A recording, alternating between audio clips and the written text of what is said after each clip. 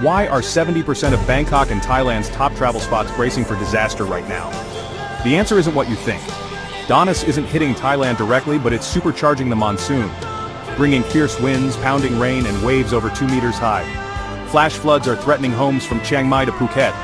Mariners, dangerous seas ahead. No region is truly safe. Stay alert, check updates, and look out for your community. Hit like and subscribe for the next big update. Don't miss out.